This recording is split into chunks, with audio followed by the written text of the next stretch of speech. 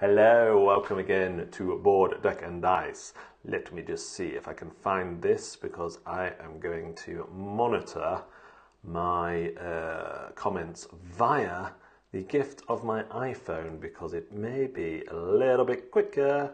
We found it. Let's get this up. Make sure the sound is down. Cool. We've got that here. If any comments come on, I should be able to respond to them more quickly. However, with 0 viewers so far, that's very unlikely. Let me drink my tea with the spoon still in, especially for Jason Froud. Yummy.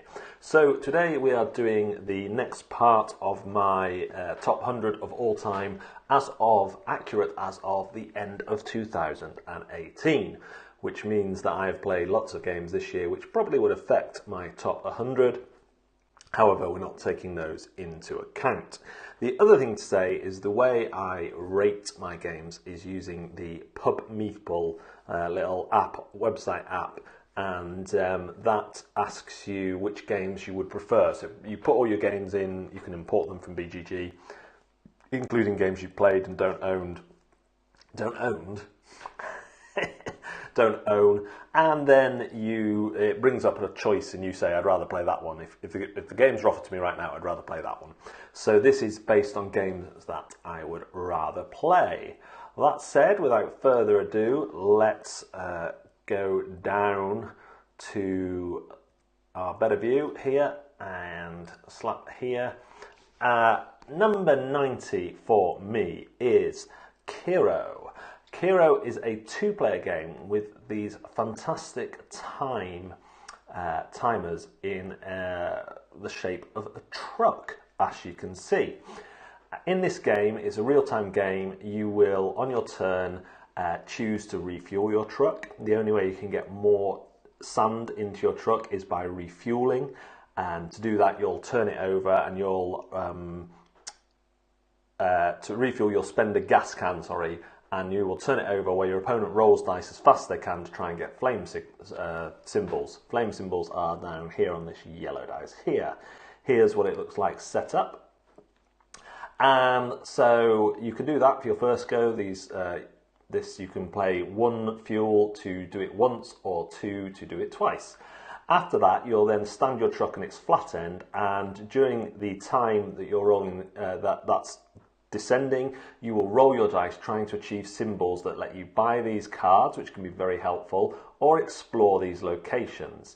You kind of have to go for locations because they're where the majority of points come, but the cards are really useful too. They will give you things like permanent upgrades, so you're always rolling extra dice which have more resources on.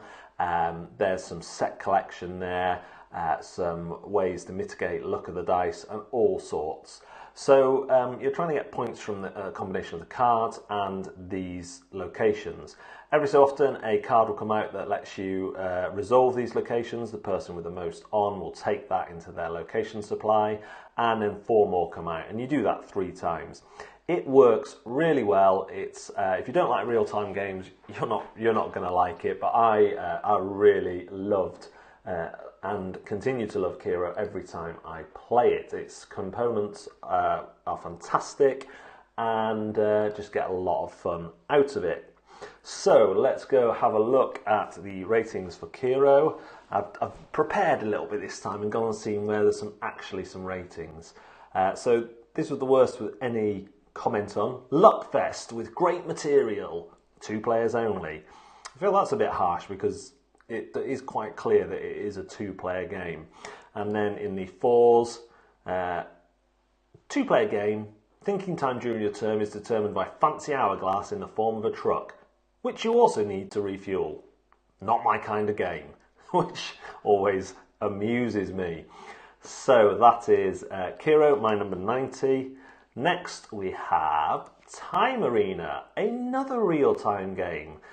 This time it's real-time skirmish game.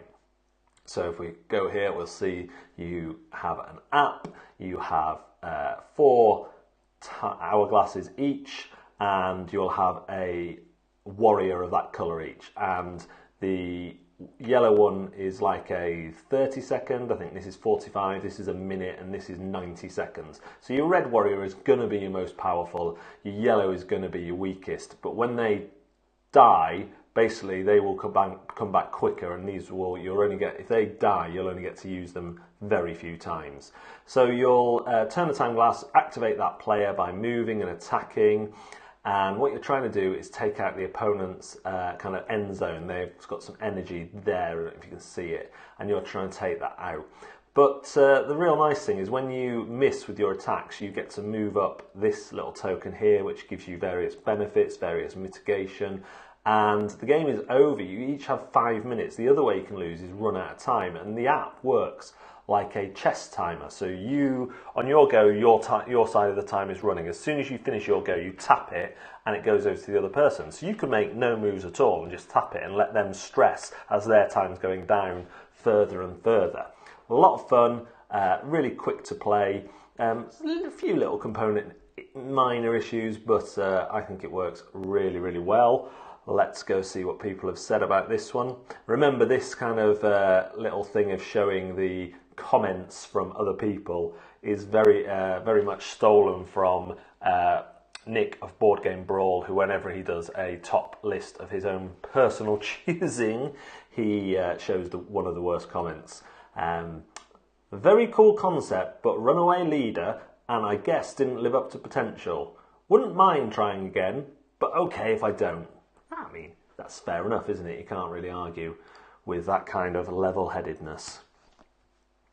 Number 80, what are we on? 88 is Suburbia. Suburbia is a city building, tile laying, engine building game that I really, really like. I don't actually own this one, but I have backed the new version. So in the game, you're going to be building up your city and trying to pay attention to various rules about what goes next and what. Your city's going to earn you various income, which will help you, and then some is going to get you various points. So it just works really, really nicely. I prefer it to Castles of, what is it? Not Castles of Burgundy. The Castles of Castle, that famous game. The Castles of Mad King Ludwig, which has a similar feel to it. There's a kind of drafting element to it. I much preferred Suburbia. Really blew me away every time I've played it. And yes, as Chris is pointing out, the new Kickstarter gets me a light up first player marker. So in your face, everybody else. And yeah, let's go see what some of the more negative ratings on Suburbia are. We don't have to go very far into the ones here to find... Oh, come on, change. Oh, there was quite a few good ones on this. My God, this game is like doing work with a spreadsheet, with tiny little letters that you have to get up close to read. Ugh! How is this popular with anyone? And it's not like I don't play some games that feel a bit like work or even feel like I'm doing a spreadsheet. But this just feels like I'm trapped in a bad budget meeting for hours. 90-minute playtime. I thought maybe if I played the online version, it would at least handle the numbers, etc. But then it felt like you were in a meeting with executives who were adjusting an Excel spreadsheet on the fly. And I get to do that for a living, so I don't need to experience that in a game. Hard pass, and gladly out of my collection. I mean, you can't argue with a lot of that, can you? Nothing wrong with the game. I'm sure it's a splendid affair. However, after watching run-through and or reading reviews, and or, which did you do? I mean, that's a fairly important point when you're giving a game a 1. Absolutely no desire to play. That's a real. I feel that's unfair actually to review a game with a 1 after watching run-throughs and or reading reviews and having absolutely no desire to play. Boring, ugly piece of crap. Best economic game ever, they said. They were wrong. Oh, that's good to know that they were wrong. I mean, I could look at all these comments and amuse myself, but I think we better move on to number 87, which is Street Masters. Street Masters is a relatively new game, which is basically Street Fighter, or what's the other one? Final Fight, the game. It comes with some minis. For the most part, the minis were very good, although some of mine did have a few production issues, which I'm looking to get sorted out. Cooperative, so you're playing together against a boss or bosses, and it has a really cool, let me just, there you go, level and boss system where you have a deck of cards for basically everything that happens has its own deck of cards, and they just throw this amazing amount of variety into the game by having all these cards, and it just works really, really well. There's a character that in my copy, I managed to get the Kickstarter copy, that's like King from Tekken, so I'm very happy with that.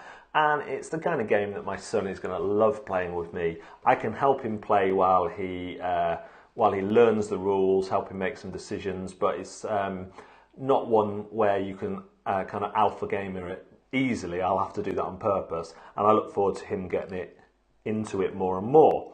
So let's go find a negative review. This game is impossible to win. Super tough bosses, way too many minions that cannot be killed fast enough, and game time that drags along endlessly when playing with multiple players, as the boss has health times equal to the number of players. Oh yeah, and each scenario hinders you in addition to the super overpowered opposition. This could be a great game, but the designer is overdoing it by letting the players fight against impossible odds. It's a fine example of a game designer who takes great pride creating unsurmountable odds, and it's also a prime example for incompetent playtesting. This could have been avoided. Horrible. Avoid this game at all costs. Fair to say the game is difficult. You do have to level up your player, but it's got an 8.4 rating overall, and 45-minute play to 120-minute playing time, depending on level and how new you are to the game. So, you know, someone's a little bit angry there. Enough said about that. The better. Let's go on to 86, which is Tiefe Taschen, but I'll also allow you Good Critters too, because Good Critters is a reskin and minor simplification, although it's fair to say that I will be using some of the rules, particularly around the boss, from Good Critters in Tiefe Taschen. In the future, I will be house ruling that. So, I think this picture does the best kind of summing up, because it tells you the 5 action cards that every player has. Every player has these 5 action cards. One player will be the Godfather or the Don or the boss, and they will turn over an amount of money cards. They will then divide these money cards however they want between the players. They can even give themselves all the money cards, but then everyone's going to use these cards to vote. Basically, if there are more votes than yes votes here than no votes, then the vote will pass and the people will keep that money. If there's more no votes, the vote will fail and that boss will not be allowed to be boss again. All that money will be collected back, some more will be added to it, and it will be dealt out again. And this is where I will be using the Good Critters rule. If there's a tie between ticks and crosses, even if it's a 0-0 tie, the vote will stand, but then the boss card will pass on. If it's a vote where the boss is voted well, the boss will stay, but if it's a draw, the boss card will pass on. In normal Tiefe Taschen, when a vote passes, the boss card passes on anyway, but I think that's much more thematic to have a kind of validated boss remain boss. I really like that. The other cards, this card lets you take from the middle money pile if you're the first person to play that card, and these two are to do with blackmail and robbery. So if you're gonna rob someone, you have to play this card, but you also have to put a meeple in front of them.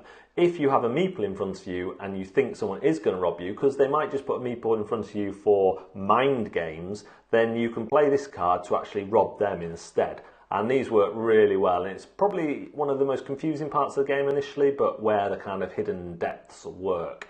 So your cards are all turned around simultaneously, the ones you've chosen, and then resolved in turn order. The other thing you have, which I saw in the images, which again is simplified in the Good Critters version, is these ticks and crosses counters, and also ones with a crossed out and a tick crossed out. This again is where Good Critters simplifies the formula by just having ticks and crosses. Basically, you can put some money under one of these, slide it in front of someone and say, if you vote that way, you get that money. So obviously if you vote for a tick, you get the money under it. If you vote for a cross, you get the money under it. And this one's saying you want that person to vote anything but no, or anything but yes. So I really like the extra freedom of these, but they are again confusing. The most confusing thing to explain until you're playing the game. Tiefe Taschen, we have to go to 3 here for a little bad rating, and the comment is, wow, this is boring. Which this is a game that thrives on the group you play it with, so maybe that's a reflection of I won't be any ruder than that. Next up at number 85 is Five Tribes. Now, Five Tribes is a game I don't own. A game, oh, look what this person has done in their photo. Sorry, I'm easily distracted. That has nothing to do with the game. You do not stack the tower. You do not make towers like that in the game. But isn't that pretty? In the game, you have a tableau in front of all the players, or a board in front of all the players. You'll pick up a group of meeples and you'll literally move them, dropping one off at a time to another space, where you will take an action based on the space and the colour of meeple that you drop. It's been accused of having a lot of downtime, a lot of thinkiness in it, but I have to say that when I've played it, I absolutely loved it. The downtime for me wasn't that bad. I just although the board can change, you're kind of looking at the places you want to end up with and working out the ideal colour for you to end up there. And in general, when it got round to me, I'd worked out a few routes. There are going to be a couple of goes where it slows down a little bit because the board has changed so much, particularly at high player counts, and I can see that's totally fair.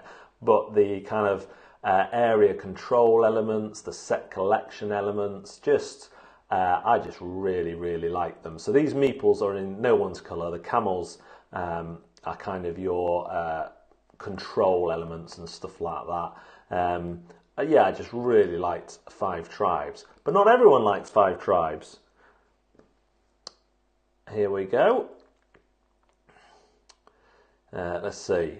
Overhyped nonsense. I mean, that's a great critical review, isn't it? Hey, do you know what we've discovered, people? We have discovered a Board Game Geek conspiracy right here on Board Deck and Dice.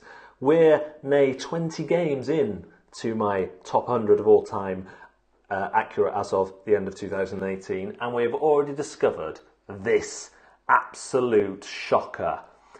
I came here because of all the people rating games like Kingdom Death Monster I Hate with 1 just because of their mature theme. I'm offended by how boring the theme of this game is.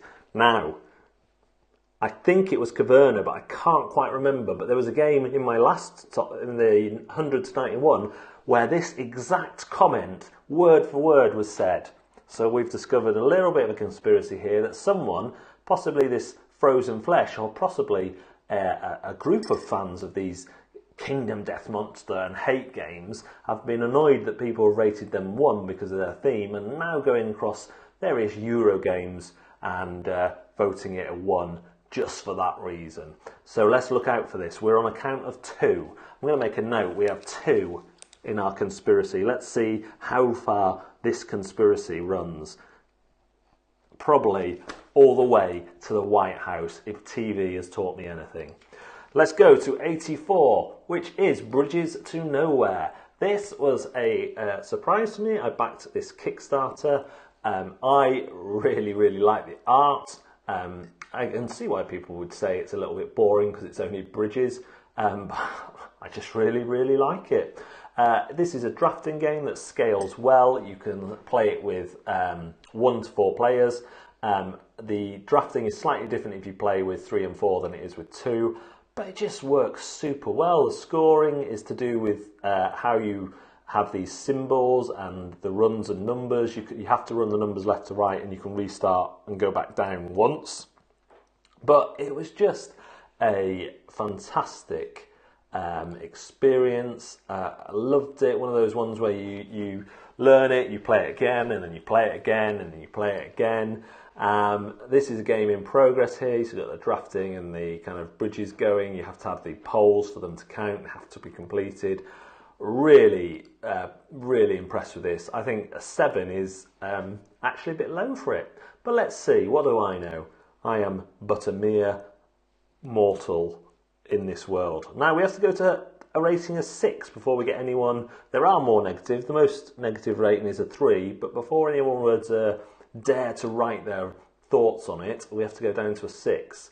And this is one of them. Supposed to arrive in January 2018. Received Kickstarter. Fair enough. KS Basic Edition, 1 to 2 players, solo play only. So you've basically played about a third of the game there. 1 on beginner mode after 1 play. Not the most satisfying solo game, as you have to draft for a fake opponent. Would try with 2 players. Some misspellings in the rules, and components beginners. A fairly bland game of building bridges out of cards with typical scoring mechanisms based on matching icons, chain lengths, and so on. Yeah, okay. I felt that was fairly thematic, but, you know, what do I know?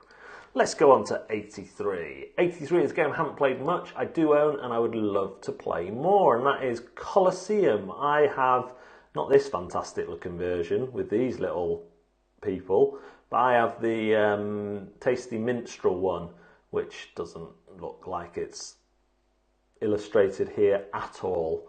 So that's good. But Colosseum is a game where you are putting on a show and you're kind of building up your Colosseum. You've got various choices. I've got nice wooden pieces here for this. You're drafting and is it drafting or auctioning for these various elements of the show, and it just really works really well. It's one that I ultimately should have played more than I have. I really liked it. Really good components. There's bidding. There is sort of roll or move, but you have a surprising amount of control in the direction you go, and it's something you think about for future turns as well, about how far you can reach. Really liked Colosseum. Does something I think a lot of games in my collection don't do. Let's go see what someone else says here. Where are we? Terrible game. Doing well means finishing last. Game plays itself. Playing poorly means winning. I'm not sure what to make of that. Okay, this is amazing. Okay, really enjoy this game. Lots of player interaction between both the trading and the auctions. Putting on the various shows allows you to plan a strategy, so you've also got a goal on what you're working on. Dice rolling to move the pieces, senators, emperors, etc. around the board for bonus points. Oh, that's right, the dice rolling isn't for your specific points, but getting people to visit. And then we have an update. You know, he's played it again. While I do like this one, I have to downgrade it to an 8. I mean, an 8? This is a 2 now. What's happened? As it's a bit long, sometimes the auctions offer little choice and it's not quite as fluid or interesting as other games. Nevertheless, it's still one that I enjoy getting to the table. Update number 2. Well, I guess this is going to be fairly on in the future, and he's going to have played it a fair few times now to drop from at least an 8, which I'm guessing it was a 9 or a 10 before that, to a 2. You know, so he's dropped it 1 or 2, and then he's dropped it a full 6. So we must have a few more games under our belt here. Okay, I've now played this a third. What? A third time. And this game, while quite pretty, has very little contention, nearly no player interactions. Well, hang on a minute. On your first play, mate, you're saying lots of player interactions. What happened? And few meaningful decisions despite its generally 2-hour playtime. I hope this never sees the table again. I mean, that is quite a difference from your first play to your third play, and quite a drop. So, yeah, let's move on. La Granja comes in at 82. This is a A game with some area control, as you can see here, but it's the kind of area control that I really like, because as well as the area control, you are also have your own little player board, and it has these multi-use cards that will either go in this little slot here, in this little slot here, one of these, down the side here, or down the side here, and it gives you loads of options. It is, the rulebook isn't the best. It is not the most satisfactory. What's 82? I mean, what, you thinking that's low or high, mate? Do me a favour. Which is it? Too low, too high, in your lofty opinion? So the multi-use cards are great. There's some dice drafting. There is siesta time. What other game gives you siesta time? You're kind of manipulating tiles to get onto your farm. You're trying to produce more stuff, and it just works really, really well. Let's just engage with my live viewers here, or live viewer. Oh no, we've got 2. That's good. What? 82? Expected it to be top 30. 82! Triple exclamation mark. I mean, your use of exclamation marks, Chris, is as consistent as the last reviewer's scoring over 3 games. Yeah, so let me explain why this is 82. Basically, I've only played it once, so I felt that I would like to play it again, but there are other games that I've played more, and I'd like to play this a few more times just to see how that game length works out, whether it becomes an easier game to teach.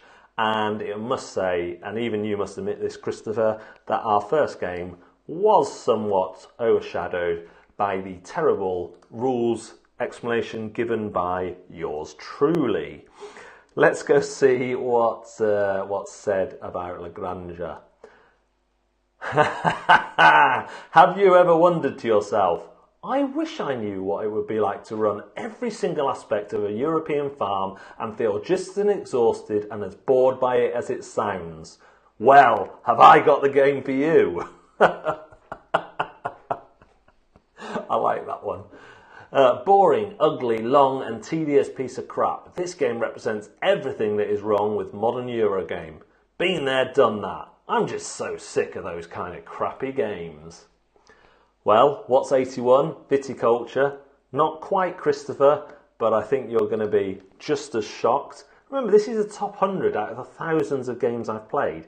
82 is not a bad score, mate. I think you're taking it too seriously. With that being said, number 81 is Dinosaur Island. Let's just give Christopher a minute to get back on his seat, recover, maybe type something. I think the feed is a little bit slower than me, so here we go. Christopher will be seeing this. Dinosaur Island. Ooh, a mosquito in amber. Dinosaur Island is a worker placement game with a fantastic theme, easy to teach, although there is 10,000 components. Oh wow, this person's really gone in for the organisation. He has actually labelled the dinosaurs by their type. That is impressive commitment to the cause. So in Dinosaur Island, you're doing various kind of worker placement phases where you're placing scientists out to get certain things. Oh, someone's made a map. Look at that. You're improving your buildings. You're getting paddocks for the dinosaurs. The Dinosaur Island does a really good job. Really good what? A really good job of condensing this down to a 2-player game.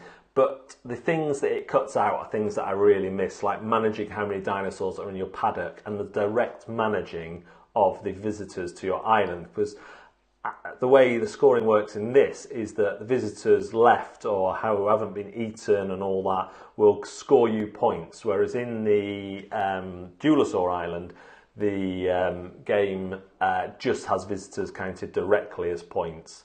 Oh, here we go. If it's not Christopher, it's Andrew Keel. Andrew Keel enjoys a hearty meal, commenting, 81 sacrilege. Look, We'll see when you do your own top hundreds. Anyway, let's go down to the ratings for Dinosaur Island. I always enjoy it when people punish a publisher and developer for their customer service when they rate their game. Missing components and no action from Pandasaurus for a long time. Might update if ever able to play.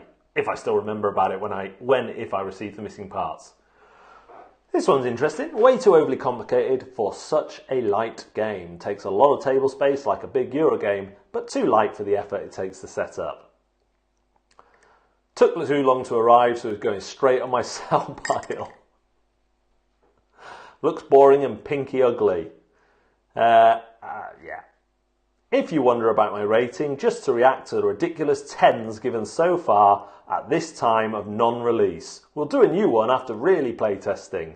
Well, you've forgotten about that, haven't you? So, that is my, where are we? 90 to 81. At 90, Kero. At 89, Time Arena. At 88, Suburbia. 87, Street Masters. 86, Tiefe Taschen. 85, Five Tribes. 84, Bridges to Nowhere. 83, Colosseum. 82, La Granja. 81, Dinosaur Island. And after the comments today, I'm just going to check that I remember to put viticulture, sorry about the light, I couldn't be bothered to drag my lights down, even on my list. Yes, I did, Christopher. I put viticulture is on there, and it's higher than 81, as you know. In fact, spoilers, it's also higher than 80. So, thanks very much if you've tuned in live. Thanks very much if you're watching the YouTube upload. We will do the next one in a couple of days, and that is, of course, following the standard numerical system, number 80 to number 71. Thanks very much for watching. We will see you next time.